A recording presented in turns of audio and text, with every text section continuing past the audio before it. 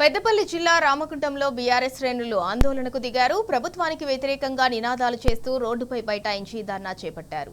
అక్రమ కూల్చివేతలను నిరసిస్తూ మున్సిపల్ కార్యాలయాన్ని ముట్టడించారు. చౌరస్తా నుంచి ర్యాలీగా బయలుదేరి అంబేద్కర్ విగ్రహానికి వినతి పత్రం అందజేశారు. మాజీ ఎమ్మెల్యే కోరుకంటి చంద్ర ఆధ్వర్యంలో నిర్వహించిన మహాధర్నాలో అఖిలపక్ష నాయకులు మద్దతు తెలిపారు. రేవంత్ రెడ్డికి కూల్చడం తప్ప కట్టడం తెలియదని మండిపడ్డారు. రేవంత్ అక్రమ కూల్చివేతలతో ఎంతో మంది చిరు వ్యాపారులు రోడ్డున పడుతున్నారని ఆవేదన వ్యక్తం చేశారు. అనేక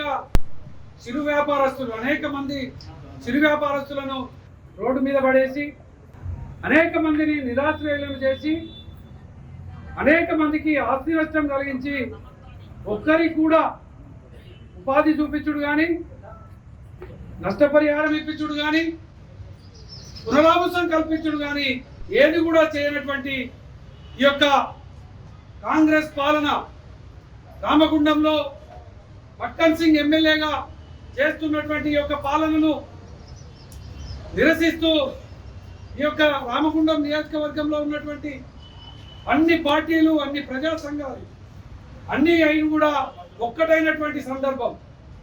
గత 6 రోజులుగా సిరిశెట్టి మల్లేష్ లలిత కుటుంబం ఇవాళ చౌరస్తా వేదికగా టెంట్ వేసుకొని కూర్చుంటే ఒక అధికారి రాడు, ఒక ప్రజాప్రతినిధి రాడు. మరి దీనికి ఎమ్మెల్యే మక్కన్ సింగ్ బాధ్యత వహించాలని జేఏసీ ప్రకటించినా కూడా ఇప్పటి వరకు ఉలుకులేదు పలుకులేదు.